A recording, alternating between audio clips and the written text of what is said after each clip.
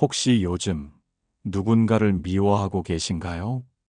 분명 잘해줬는데 그 사람이 너무나도 쉽게 나를 외면하거나 배신하고 상처를 주고 그런 경험 한 번쯤은 있으셨을 거예요. 머리로는 알죠. 미워한다고 달라질 거 없고 오히려 내가 더 괴롭다는 걸. 그런데도 자꾸 떠오릅니다.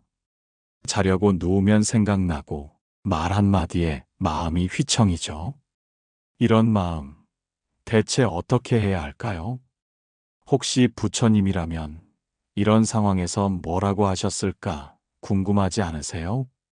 감정이라는 게 어디 말처럼 쉽게 정리되는 게 아니라는 걸 부처님도 분명 알고 계셨을 텐데, 그런 우리에게 부처님은 어떤 이야기를 들려주셨을까요?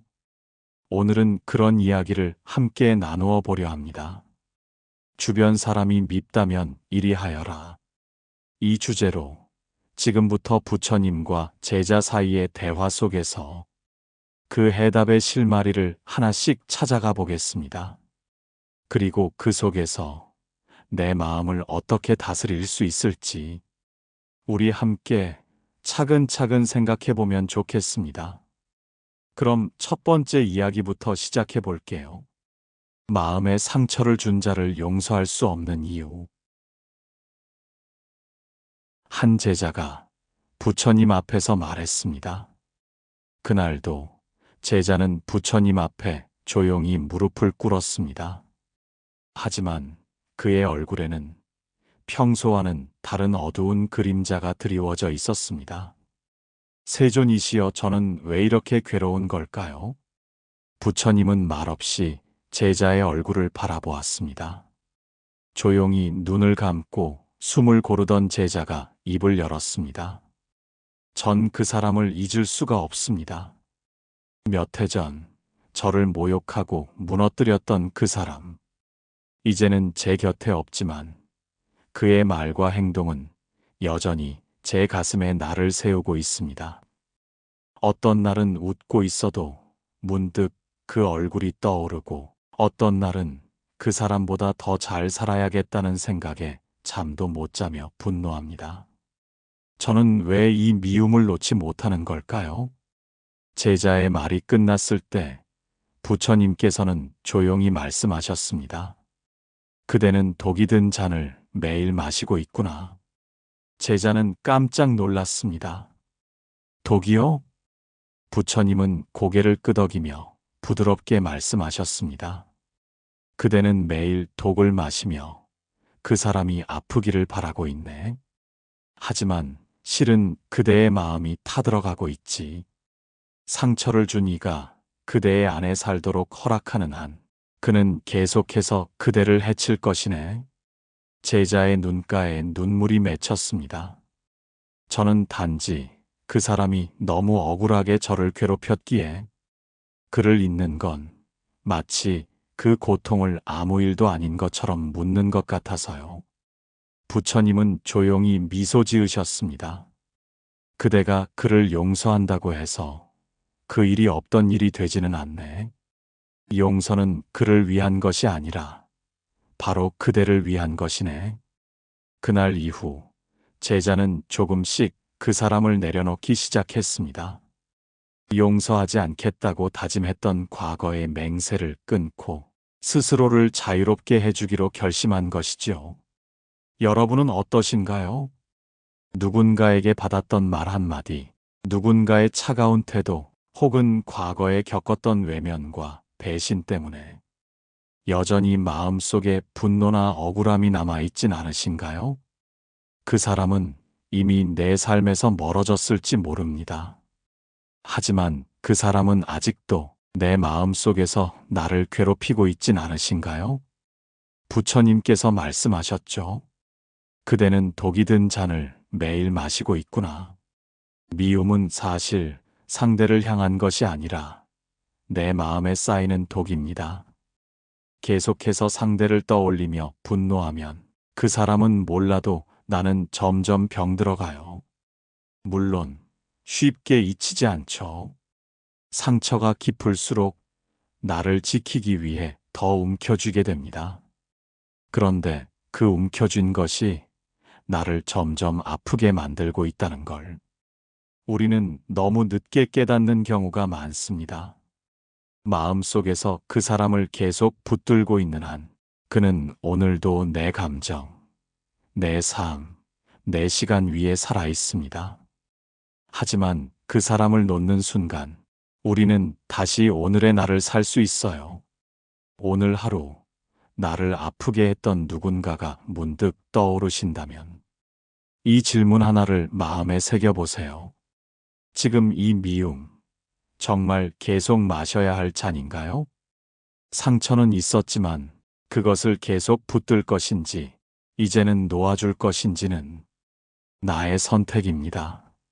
마음의 독을 내려놓는 연습, 그것이 곧 부처님께서 말씀하신 진정한 자비입니다. 우리 너무 아파하지 마세요. 이제는 그 사람보다 나를 먼저 살펴줄 때입니다. 다음 이야기는 침을 뱉은 자 앞에서 부처님은 웃으셨다입니다. 인도 어느 마을, 부처님께서 길을 걸어가고 계실 때였습니다. 그 길목에 서 있던 한 남자가 부처님의 얼굴을 보자마자 갑자기 침을 뱉었습니다.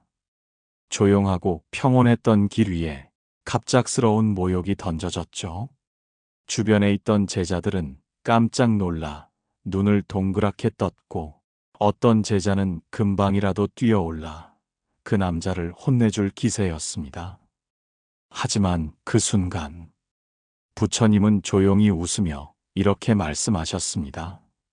무엇이든 나누어 줄 수 있는 자는 그것을 가진 사람이지요. 그대는 지금 그대 안에 있는 분노를 나누어 준 것뿐입니다. 그러고는 아무 말 없이 다시 길을 걸어가셨습니다. 여러분, 어떠셨나요? 누군가 갑자기 나에게 침을 뱉는다면 어떤 마음이 먼저 들 것 같으신가요? 수치심, 분노, 놀람, 억울함. 당연히 인간이라면 느낄 수밖에 없는 감정들이죠. 그런데 부처님은 그 모든 것을 받지 않음으로써 스스로의 평화를 지켜내셨습니다. 누군가 나에게 분노를 던질 때 그 분노를 받을지 말지는 오롯이 내 몫입니다. 다음 날, 그 침을 뱉은 남자는 자신이 한 행동을 깊이 뉘우쳤습니다. 밤새 잠을 이루지 못하다가 부처님을 다시 찾아가 무릎을 꿇고 말했죠. 세존이시여, 저는 정말 큰 죄를 지었습니다. 그때 저는 제가 아니었습니다. 저의 분노와 어리석음이 저를 이끌었습니다. 부처님은 조용히 미소 지으며 이렇게 대답하셨습니다. 어제 침을 뱉은 사람과 오늘 나에게 용서를 구하는 사람은 같은 사람이 아닙니다. 그리고 어제 그 사람을 보았던 나는 오늘의 나와 같지 않습니다. 와, 참 깊은 말씀이죠. 어제의 그도 오늘의 나도 매일 새로워지는 존재입니다. 그런데 우리는 어제의 모욕, 어제의 말 한마디에 오늘의 나를 가두고 살아갑니다. 그 사람은 예전에 나한테 이렇게 했으니까 난 그런 취급을 받았던 사람이야. 그때 나는 정말 바보 같았어. 하지만 오늘의 나는 그때와는 전혀 다른 마음, 다른 의식, 다른 환경을 가진 완전히 새로운 존재입니다. 누군가가 나를 모욕했을 때 우리는 너무 쉽게 그 감정을 받아들여 스스로를 작게 만들고 상처 입히곤 해요. 하지만 부처님은 알려주십니다. 그대가 그것을 받지 않으면 그 모욕은 어디로 가겠는가? 여러분, 지금 누군가에게 억울한 일을 겪으셨나요? 말로, 태도로, 무시로 마음속 깊은 상처를 안고 계신가요? 오늘 이 이야기처럼 그 감정을 내가 받지 않겠다고 선언하는 것만으로도 마음이 조금은 가벼워질 수 있습니다. 참는 것이 아니라 받지 않는 것. 그것이 바로 지혜입니다. 오늘 누군가의 말이나 시선이 내 마음을 무겁게 한다면 이렇게 한번 속으로 외쳐보세요. 그건 당신의 것이에요. 나는 그것을 받지 않겠습니다. 다음 이야기는 돌을 닦다 배신당한 제자, 원망에 사로잡히다입니다. 어느 날 한 제자가 부처님을 찾아와 눈물을 글썽이며 말했습니다. 세존이시여, 저는 오랜 세월을 함께 수행해 온 벗을 위해 잠자리며 음식이며 제 것을 나눠가며 도왔습니다. 그가 가난에 처했을 땐 제 돈으로 살림을 보탰고 병들었을 땐 옆에서 밤을 새며 간병했지요. 그런데 제자는 잠시 말을 멈췄습니다. 그의 손은 떨리고 있었고 눈빛은 분노와 배신감으로 물들어 있었습니다. 이제 와서 그는 저를 험담하며 제 수행을 방해합니다. 아무 일도 없었던 듯이 저를 무시하고 떠났습니다. 세존이시여, 저는 너무 억울합니다. 이렇게까지 했는데 그는 변하지 않습니다.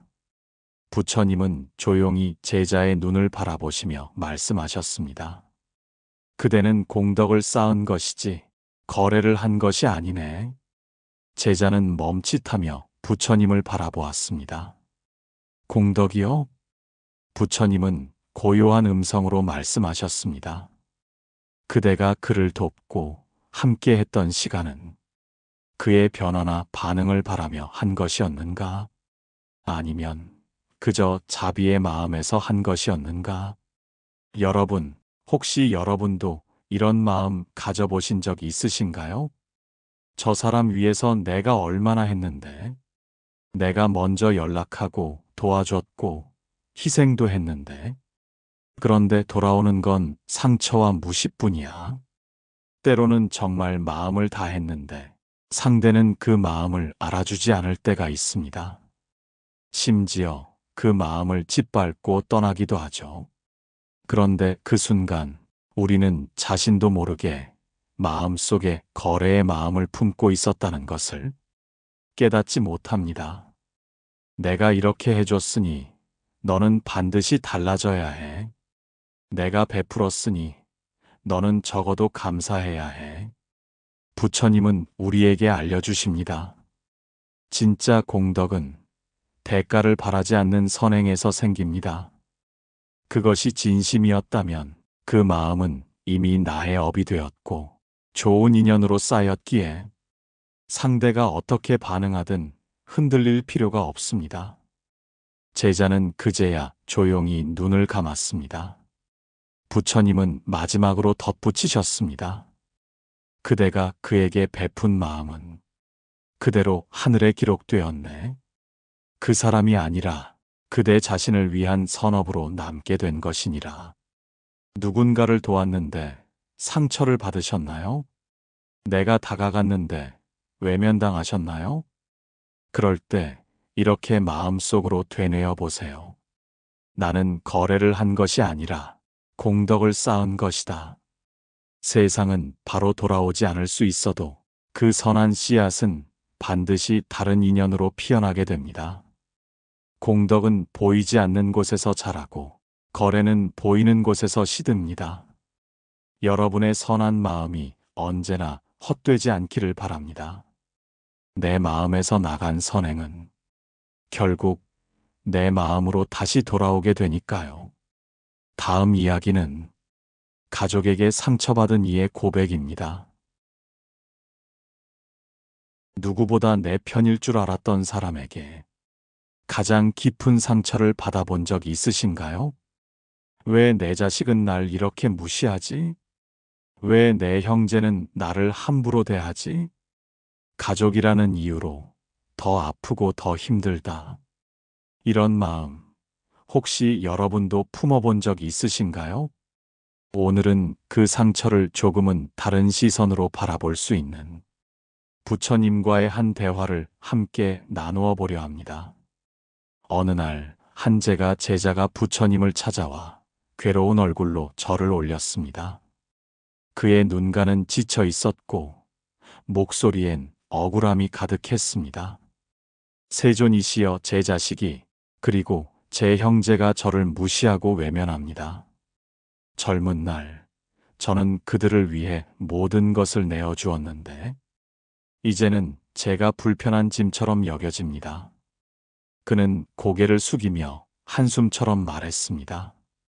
가족인데도 아무런 정이 느껴지지 않습니다. 왜 이렇게 마음이 아픈 걸까요? 부처님은 조용히 제자를 바라보며 말씀하셨습니다. 그대는 전생의 빚을 갚고 있는 중일지도 모르네. 빚진 자가 가까이 온 것이니 받아주어야 하느니라. 여러분, 가족에게 상처받는 일 참 흔한 일입니다.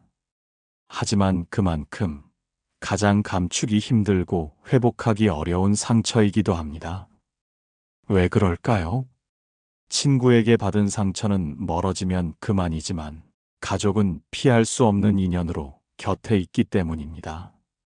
그런데 부처님은 말씀하십니다.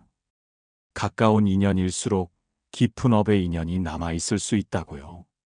가족으로 태어난 인연은 아무 이유 없이 맺어지지 않습니다. 때로는 전생에 내가 누군가에게 모질게 했던 사람이 이번 생에서 내 자식이나 형제로 태어나 내가 그를 품어야 하고 이해해야 하고 심지어 무시받으면서도 참아내야 하는 존재로 다가오기도 합니다. 왜 그렇게까지 해야 하냐고요?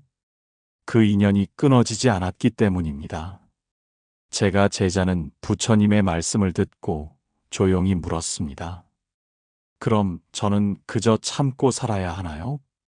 아무 말도 하지 말고 그냥 다 받아주기만 해야 하나요? 부처님은 조용히 고개를 저으시며 답하셨습니다. 받아들인다는 것은 그들을 다 용서하고 끌어안으라는 뜻이 아니라 그대 자신의 마음에 독이 퍼지지 않도록 스스로를 다스리는 지혜를 갖는 것이네. 맞습니다. 우리는 누군가를 용서하거나 받아들인다는 걸 늘 희생과 착한 채 하는 것으로 오해하곤 합니다. 하지만 부처님은 이렇게 말씀하십니다. 미움은 또 다른 미움을 낳을 뿐이다. 가까운 이에게 상처받은 기억은 한 사람의 삶을 오랜 시간 무너뜨릴 수 있습니다. 하지만 그 기억을 업의 인연으로 받아들이고 한 걸음 물러서서 바라본다면 내 마음이 조금은 가벼워질 수 있습니다. 여러분, 가족이기에 더 아팠던 기억, 그것은 어쩌면 오래된 인연의 매듭일 수 있습니다. 내가 지금 그 매듭을 푸는 역할을 하고 있다면 이 삶이 끝난 뒤에는 그 인연은 더 이상 나를 괴롭히지 않을 겁니다. 상처가 아닌 해탈의 씨앗으로 이번 생을 마무리할 수 있도록 우리의 마음을 조금씩 가라앉혀 보아요. 다음 이야기는 부처님께서 말한 진짜 강한 사람입니다. 여러분은 어떤 사람이 강한 사람이라고 생각하시나요? 큰 소리로 자기 뜻을 관철시키는 사람, 눈에는 눈, 이에는 이로 정확히 갚아주는 사람, 혹시 이렇게 생각하지는 않으셨나요? 나는 착해서 말도 못하고 참기만 해. 그래서 손해만 보지. 나도 한마디 하고 싶은데 괜히 약해 보일까봐. 오늘은 진짜 강함이란 무엇인지 부처님의 말씀을 통해 함께 들여다보려 합니다. 한 제자가 부처님을 찾아와 울분을 토했습니다. 세존이시여, 저는 화가 납니다. 저를 해한 사람을 그냥 두는 게 참 억울합니다. 그 사람은 잘만 사는데 저는 밤마다 분노가 치밀어 잠을 못 잡니다. 복수하지 않는 건 결국 약한 거 아닙니까? 부처님은 고요히 제자를 바라보시며 말씀하셨습니다. 그대는 분노를 참고 있는 자신을 약하다고 여기는가? 하지만 나는 말하네. 분노를 품고 칼을 휘두르는 자는 칼에 다치게 되어 있네. 오히려 분노를 참아내고 자비를 선택하는 자가 진정 강한 자이니라. 여러분, 지금까지 우리가 생각했던 강함의 기준은 사실 표현과 반응에 있었던 것 같습니다. 하지만 부처님께서는 전혀 다른 기준을 말씀하십니다. 강함이란 참을 수 있는 능력이고 자비를 선택할 수 있는 용기라고요. 왜 그럴까요? 분노에 반응하는 것은 순간입니다. 하지만 그 분노를 넘어서려면 깊은 내면의 훈련과 인내가 필요하거든요. 제자는 부처님의 말씀을 듣고도 쉽게 이해하지 못했습니다. 하지만 세존이시여, 그 사람은 여전히 저를 무시합니다. 그걸 참는 제가 더 불쌍한 것 아닙니까? 그 사람은 반성도 하지 않고 아무 일 없이 살아갑니다. 부처님은 조용히 미소 지으시며 말씀하셨습니다. 그대가 분노로 복수하면 그대와 그는 같은 어둠 속에 놓이게 되네. 하지만 그대가 자비로 일어서면 어둠은 그대만을 비켜가게 될 것이네. 여러분은 어떤 선택을 하시겠어요? 분노로 맞서는 것, 그것은 처음엔 통쾌할 수 있지만 결국 내 마음에 또 다른 미움과 후회를 남깁니다. 그러나 자비를 선택하면 내 마음은 더 단단해지고 상대는 언젠가 그 침묵과 온유함을 통해 자신의 잘못을 바라보게 됩니다. 다만 시간이 걸릴 뿐이죠. 진짜 강한 사람은 무시당해도 흔들리지 않고 억울해도 자신의 본성을 꺾지 않으며 복수보다는 이해를 선택할 줄 아는 사람입니다. 그리고 그런 마음을 매일매일 단련하는 사람, 그가 바로 돌을 닦는 사람, 그리고 진정 복을 짓는 사람이죠. 여러분, 우리가 오늘 하루를 살아가며 누군가에게 분노를 느낀다면 잠시 멈추고 이렇게 자문해 보세요. 나는 지금 칼을 들고 있는가? 아니면 자비를 품고 있는가? 참는 게 약한 게 아닙니다. 참는 그 순간 우리는 한 걸음 더 깊은 깨달음으로 나아가는 겁니다. 우리는 매일 사람들과 부딪히며 살아갑니다. 알게 모르게 서로의 말에 마음이 다치고 의도하지 않았던 표정 하나에도 마음의 문이 닫히기도 하지요. 가족이 나를 아프게 하기도 하고 오랫동안 믿었던 사람이 등을 돌리기도 합니다. 직장에서, 관계 속에서 나는 참으려 해도 자꾸만 끓어오르는 미움을 어쩌지 못할 때도 있습니다. 그럴 때 우리는 생각합니다. 나는 착하게 했는데 왜 저 사람은 안 변할까? 저 사람만 아니었으면 내 인생은 좀 더 괜찮았을 텐데. 하지만 부처님께서는 말씀하셨습니다. 그대는 공덕을 쌓은 것이지 거래를 한 것이 아니다. 우리가 선을 쌓는 이유는 상대가 변하길 기대하기 위해서가 아니라 내 마음이 무너지지 않도록 지키기 위함입니다. 또 부처님은 이렇게 말씀하셨지요. 전생에 빚진 자가 가까이 온 것이니 받아주어라. 가장 가까운 사람에게서 오는 상처는 전생의 인연일 수도 있다고, 그 아픔 또한 우리 삶에서 의미 없는 것이 아니라고 말씀해 주셨습니다. 그렇게 보면 지금 내가 겪는 이 아픔도 어쩌면 한 번은 마주해야 할 인연이었는지도 모릅니다. 그리고 그 인연을 어떻게 받아들이느냐에 따라 나는 더 깊이 미움의 길로 빠질 수도 아니면 자비의 길로 걸어갈 수도 있는 것입니다. 부처님은 우리에게 용서라는 단어를 강요하지 않으셨습니다. 다만 이렇게 물으셨지요. 그대는 독이 든 잔을 매일 마시고 있구나. 내가 분노와 미움에 머무는 그 순간 결국은 내 마음이 병들고 있다는 것을 자각하게 해주는 말씀이었습니다. 그래서 우리는 오늘 배웠습니다. 진짜 강한 사람은 복수하지 않는 사람이고 그 아픔 앞에서도 자비를 꺼내는 사람이라는 걸요.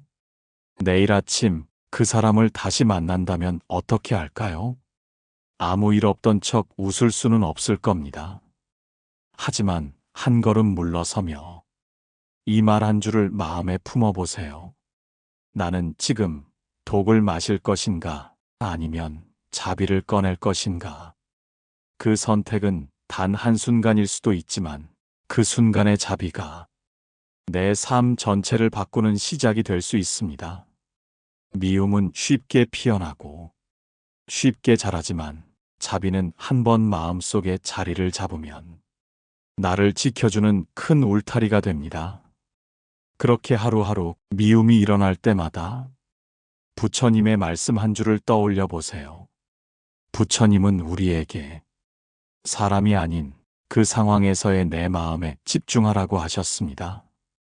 그리고 말씀하셨습니다. 강한 사람은 자신을 다스릴 줄 아는 사람이다.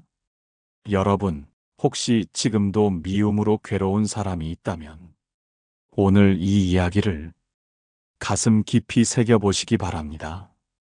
분노를 참는 것이 아니라 자비로 이겨내는 것, 그것이 진짜 자유의 길이라는 것을요. 오늘도 고생 많으셨습니다. 여러분 마음에 부처님의 자비가 가만히 내려앉기를 바랍니다. 고맙습니다.